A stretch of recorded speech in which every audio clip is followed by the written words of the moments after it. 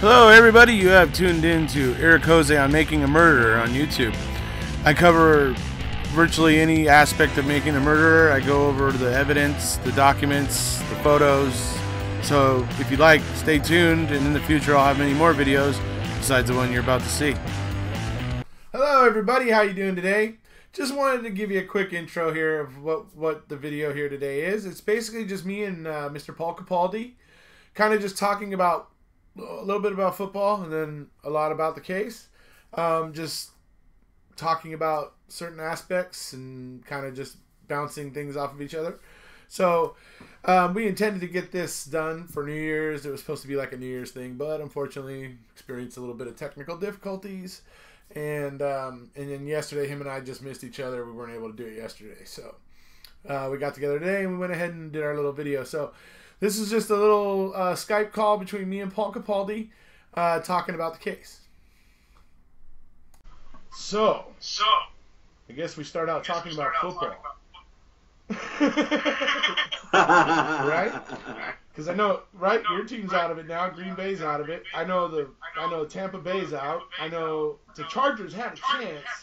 They had a chance there, but they needed Tennessee to lose, and Tennessee won. So even though the Chargers won, they didn't make it because Tennessee won. So, but they had a chance. But, oh well. So we have to address the fact that neither of us have teams in the playoffs. Are we going to cease to be football fans now? Well, what's going to happen, of course, and I had this discussion, believe it or not, in Galashiels last night, and this guy got quite aggressive with me in the Legion in Galashiels when I suggested to him, I'm a Green Bay fan, he's a Green Bay fan, and I said, look, Minnesota are going to win it because it's in their backyard. Oh, the right. Super Bowl is in Minnesota. The Vikings have got everything to go for this year, haven't they? You know, True. If they're not going to lay their bodies down on the line, then for this one, yeah. So you're rooting they're for never Minnesota? going to do it. Minnesota have never won it before, have they? No, I don't think so. Well, it'd be weird if they didn't. I don't believe they have. But well, I'm going by Charlie Barron's opinions. I think I'm really impressed right now with the way that the Rams are playing defense. Yeah. And the fact that they're putting points on the board. It's they're kind of impressing me a little bit. Not my favorite team, but for the playoffs, I think I might root for the Rams just because I like the way, especially the way they're playing defense right now. They're playing some pretty good defense over there. So. Well, there's a few teams down in the warm part of the world, like the Saints, that are doing okay as well. Yeah. Oh yeah, we're gonna have all these teams in the playoffs. We're gonna find out who the last two remaining ones are. And when they have to go up north and play in the snow and they're freezing cold. Hey, doesn't Minnesota have a dome? Oh, brother. So. I guess that then would bring us to potentially getting to ask Bobby a question.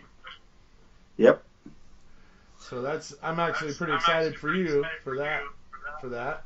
Well, yeah. Be pretty. As I say, I got a reply back from Barb to say that she'll let me know once she's been in touch. For me, it's obvious that there's a lot of coercion and pressurizing going on there, I mean, it's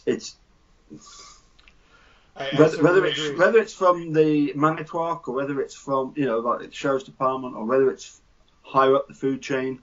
Yeah. For me, it's clear that there's pressure being brought to bear. It's just the way that it's done there. You threaten people with certain little comments here and there, don't you? Right. Subtle. That's the way they do it. Things, yeah. And the thing is that I think there's a case for the fact that these cops were bullying, because if you look at number one, you look at the statements from Brian Dassey, yep, and saying that he was directing the officers to go talk to Bobby because Bobby saw her leave. So we have that in the reports back in 2005 when this was fresh and it just happened. Then we get to 2007 when Stephen's trial is, and suddenly Bobby's doing a 180 and Teresa never left. Yep. Okay, it's like, so, okay, well, that seems like a little bit of an inconsistency. Would be awesome to get clarification on that, to be perfectly honest. So that's why I'm happy for you. I mean, I hope we do get some clarification on that, because it was something that always kind of just made me go, why is he saying that? So. Yeah, it's almost like you wonder if maybe that people want to wait and see what happens and see how much they're implicated before they're going to say anything. A bit like Robert Herman. He wants to sit on the fence. He doesn't want to say anything. But I don't know about you, but I mean, I've heard of perverting the course of justice. If Herman knows something, and if he's heard something, and if he personally knows that Lincoln Colburn were up to no good, the fact that he hasn't come forward and said anything, and he's going to wait, and he's going to sit on that fence and see if Brad Schimmel can protect him. Yeah. For me, that's absolutely deplorable, because that is simply perverting the course of justice. To be honest, what choice would he have? And I mean, if we like break it down and look at it, he either speaks out like we would like him to do, and say, maybe Link and Colburn were doing something shady here to alleviate his responsibility or whatever. But if he does that, he immediately becomes a target of all of those people that are vested in keeping the secret. So then he becomes, the hunted, as it were. So I can imagine he's not feeling too much inclination to expose anybody, which is unfortunate. Yes. But understanding human nature, I can understand why he's probably sitting there waiting, not wanting to say much yet. Well, certainly I've criticised him many a time for being a coward and just sitting back and waiting to see what happens and just procrastinating. Yeah. And that's what he's doing. I think he knows exactly what's going on, and he's just going to bide his time. And if it does get to the stage where the heat is starting to get to him, that's when he's going to really. Yeah, I think we might see something when Zellner eventually gets into court. I think once Zellner hits a courtroom, we're going to start seeing some sparks fly. That's what I think. Yeah. As it is right now, I think they're all feeling slightly secure or safe because they feel like Catherine Zellner's been getting knocked down. So, is that going to happen at the circuit court? Or, is that going to happen at the appeals court?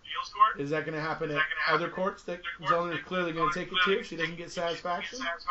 Because the things that she's uncovered at least need to be freaking looked at. Yeah. So, that's without a doubt they need to be evaluated. The prosecution needs to come in and say, okay, well, no, we think this is bunk because we did testing that says this, whatever, and get some discussion on these things, because the way they're sitting there right now, they look like huge problems for really the prosecution. Because how the hell does Stephen need 1.9 nanograms of DNA on that hood latch when 4 out of 15 people barely left like 0.07 or 0.09 nanograms? It's like, what? And then you've got the likes of Nancy Grace that completely misinterprets the whole of what you've just said. Right. Oh, yeah. The whole of the facts. She completely misinterprets that. On that particular day, who was like trying to say that 11 people out of 15 left DNA, and she was so confused. It was. I was actually, because I liked her at the time, I was actually kind of like cringing, going, "Oh my God, she doesn't know what she's talking about." But anyways, but that's what it is. So, but yeah, definitely that DNA on the hood latch is highly suspect, because why is it so much? It just doesn't make sense. So, I think, to be honest, that there's actually. I had a conversation with somebody earlier today on YouTube, and it was to do with the fact that for some people, I don't even like the word guilters, because some people, they're not inclined the way we are, but they want to, they want the truth. At the moment, they see it differently, but they do want the truth. Right. And they've maybe looked at the evidence and the fact that Stephen and Brendan are inside, and that for them is enough. And we've in effect we've got to sort of show that their opinion is not quite right. Right. But I don't know that I would call them guilters. They're sort of in between, aren't they? I think certainly there certainly is a crowd of those people. I'd say for the first 6 months after I watched the documentary, I was certainly part of that crowd when it came to Stephen. It took me several months to get to the point of saying, yeah, okay, never mind. There's way too much bullshit here, and it just stands to reason at this point with so many things that don't line up, add up, that look odd and strange. There's a reason why, and that's because this didn't happen to Stevens. Well, I mean, for me, I don't know about you, but nobody yet has come up with any motive.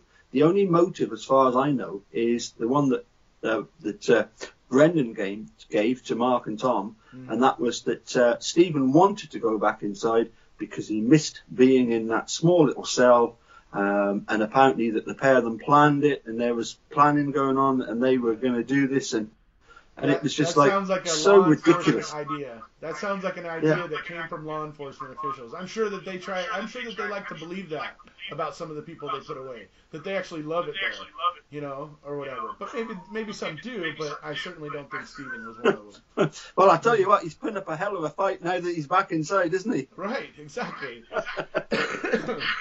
Yeah, totally. I mean, it's just a ridiculous thing, really, to suggest that he wanted to go back. I mean, nothing points to that. He was looking to buy a piece of property. He was making plans. He wasn't planning. Sorry, he was looking to buy a piece of property. Well, yeah, it just so happens he was looking to purchase a piece of property over on Xander Road. Ah, yeah. I remember you telling me about that. It was the one that was advertised. Yeah. When I asked your wee angel about it, she said it was Stephen's favorite place to go mudwamping. Mudwamping is getting like a 4x4 vehicle right after a good rain or whatever, and just go trekking through the mud and having a bunch of fun in the mud with a vehicle. So apparently that's what Stephen liked to do at this property, and now that his money was coming in, I guess he was looking to buy it. So yeah, right. So that's so he was making plans. Like I say, he was not planning for prison. He was planning for freedom. Absolutely. So it kind of blows that one out of the water. Could it have been that certain people took exception to the fact that here was a guy that hadn't really done anything for 18 years and he's suddenly going to become a multimillionaire? Well, yeah, I can imagine there might have been a bit of animosity. About that, certainly. I can imagine the upper crust there in like Manitowoc or even that region of Wisconsin probably wasn't excited about being joined by the having their ranks inflated by the likes of Stephen Avery. I mean, I'm sure that there probably could have been some of that for sure. Yeah. Yeah. I meant to ask you how many videos have you actually done now? Because it seems to be like, is it nearly 200? It's just shy right now, but there are some videos that I have that are deactivated, so you wouldn't be able to find them. So if you went through and did a count of my videos that are actually available to watch right now, it's probably about 160, 65. Maybe 165, and then probably a good 20 of those are actually about different cases. So you would have to look at it. I'm probably, in terms of MAM, I'm probably somewhere around 130, 140 videos. Yeah. Because what was always interesting to me was the fact that there was plenty of people out there doing videos, but dare I say it, I like the fact that there was no profanities, there was no swearing on your behalf. You just told it exactly as it was, and you just presented a whole load of evidence and just presented it, and that was it, you know. And that was what was really cool. And to be honest, that's what sort of attracted me to make contact with you and sort of find out, you know, your thoughts. And as you know, I've been hassling you now for quite a while, haven't I? Yeah, certainly. I mean, certainly. I think that putting the documents in the video, putting the proof of what you're saying in the video, certainly just gives it that extra punch. It makes, you know, people aren't just like, oh yeah, this guy's just talking out of his, you know, whatever. No, they see the document and go, okay, well, he wasn't lying about that. You know, and it kind of it takes away at least some of the skepticism of what you're saying, what I'm saying. Now, certainly, some people out there are going to be determined to be skeptical, and more power to them. That's fine. You know, I have no problem with the guilters myself. You know, it's funny you talked about you didn't like the term guilters. I personally myself didn't used to call them guilters. When I first came into these, you know, Facebook groups and stuff, I just called them the pro-guilty folk. You know, that's what I would call them. You know, because they were definitely believers in guilt, in the guilt of Stephen and Brendan. So that's what I would call them. But it seemed like eventually this term guilters caught on, and once that caught on, I just decided to speak the same language so everybody understood what I was saying, instead of saying something different that could make people like, huh? yeah. Oh no, I mean, for me, it's definitely a case of there's some people that are, as I say, I hate to word the word guilters, but there are some people that, and I don't understand why they believe that Steve and Brendan are guilty, and you've certainly got some that are absolutely convinced and understand that Brendan had absolutely nothing to do with that. The reason why his testimonies are inconsistent is because he was trying to make up stories. Yeah, right. You know, everybody else stuck to their story. He's trying to make up a story, right? And it's just. And when you think about it, and here's the thing: if you think about it, there was one story that Brendan told that kept absolute consistency. I mean, it didn't change. Absolutely. The only story that changed was that convoluted mess with Wiegert and Fassbender. That thing was the mess. And I mean, for me, that's the proof right there in the pudding, because you have the one story that even when he recants the confession that was coerced out of him, goes back to the same exact story. I mean, it's the same exact story. You don't end up telling a story with that consistency unless when you're telling it, you're remembering the events in your head as you're telling it, because you're telling it with that consistency. I mean, that's something Mark Hodnott said in his video that I really liked too. Because I agreed with it so much, you know. But yeah, that was something he said. I want to give him a shout out. Good job, Mark. But yeah, I mean, that's so telling to me that Brendan, you know, maintained consistency on his original story, but it's that convoluted mess with Wiegert and Fassbender that's, you know, the train wreck. And I think that tells you right there where's the BS. You know? Yeah. I mean, for me, what's interesting is the fact that I don't think that Wiegert and Fassbender are stupid people. No. I don't think they're stupid. I think they're quite intelligent. Sure. And I've always asked this question: at what point in the investigation did they realise that Ken Kratz was simply using them to try and get the story that he wanted? Depends. It depends if it was actually from Ken Kratz that they were figuring it out.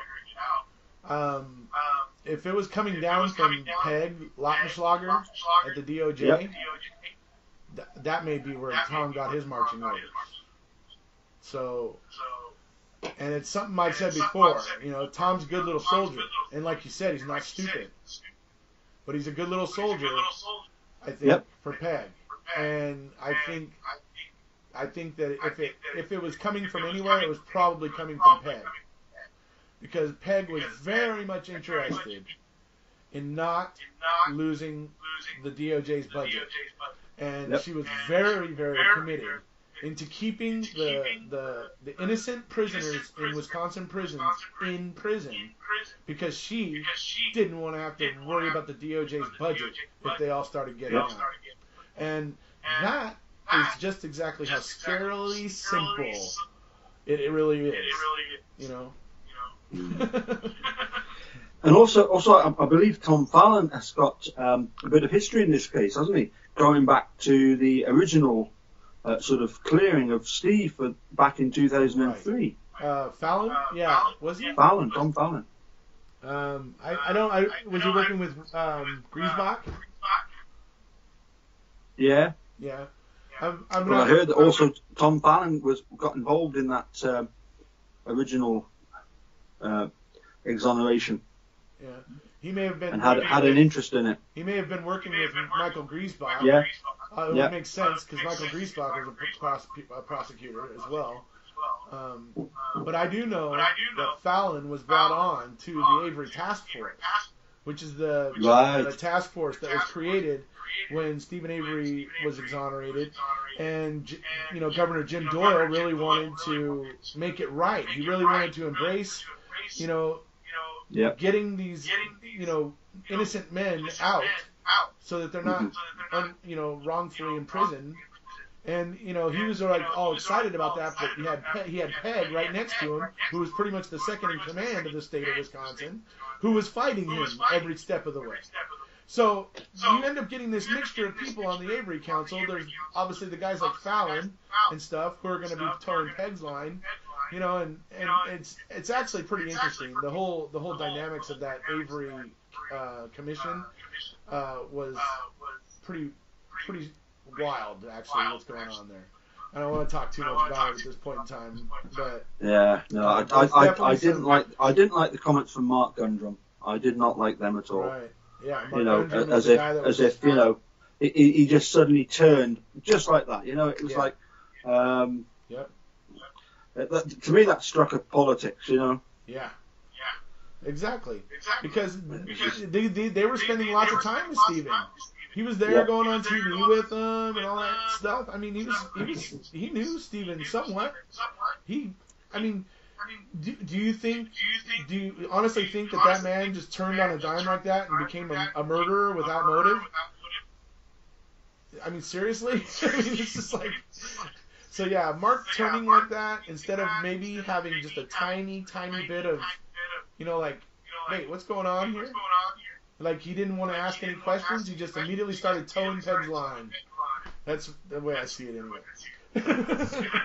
I mean, to be honest, what I see in Steve Avery is a simple guy who, okay, he's maybe, he wants to be a bit of a ladies' man. He came out and he wanted to enjoy himself, but he was settled with Jodie. Yeah. He was settled with her, Yeah.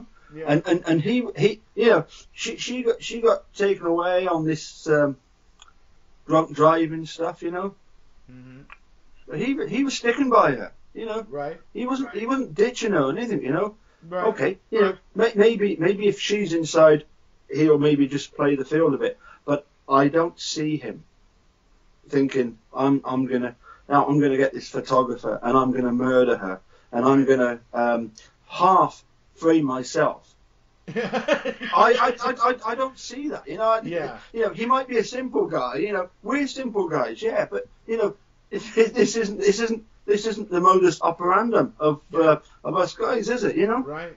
And that's another thing. I mean, it's why does every single piece of evidence look weird or odd? And when I say that, I mean the bones. It's like we got this fire pit that's full of her bones that are burned to the cremation level. I mean, literally, where they are like the remnants of being cremated. Well, you can't get that kind of heat of cremation in an open fire pit. Not even with tires. Not even with tires can you generate that heat. So here's what I pound this because this is something that should make it very easy for people to understand. If you believe that those bones originated in Stephen's burn pit. Let me tell you what you have to also believe, if you believe that. You have to believe that some animal that lives there on the Avery property went and grabbed bones out of Stephen's bonfire pit and dragged them into a burn barrel over at Barb Yama's house. You have to believe that. Because how do you explain them getting there? Now, as far as the bones on top of the quarry pile, even though they were still connected by tissue, I will grant you, fine. An animal could have dragged that out of Stephen Avery's burn pit to the top of that pile over in the quarry. But what the animal would not have done is would not have dragged bones into Barb's burn barrel. So that's what I gotta say about the bones. That's why the bones are ridiculous. Well, it's one of the many reasons why the bones are ridiculous. And yeah, so. But also the fact that the bones weren't complete; they were tiny fragments. Mm-hmm. It's almost as if they've suffered some sort of not just burning, but some sort of explosion. Well, that or somebody as it was burning was you know, stoking it and breaking them up or something like that. Yeah.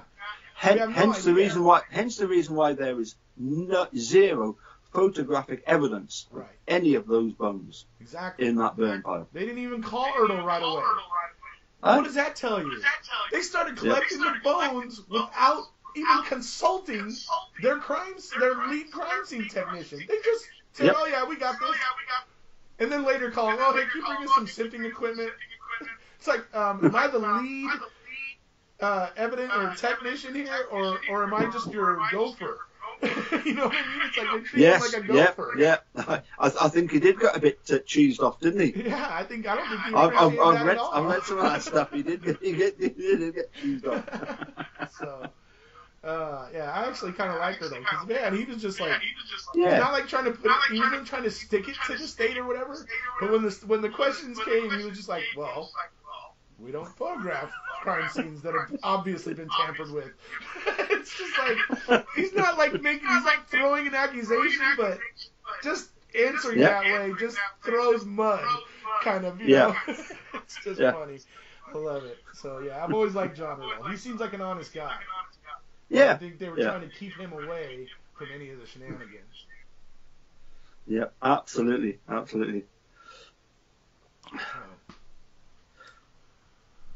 So anyway, are you convinced that Minnesota are going to win the Super Bowl? Am I convinced Minnesota? Oh, you're trying to pin me into being a Minnesota fan now, so you can add a Minnesota to the list of teams?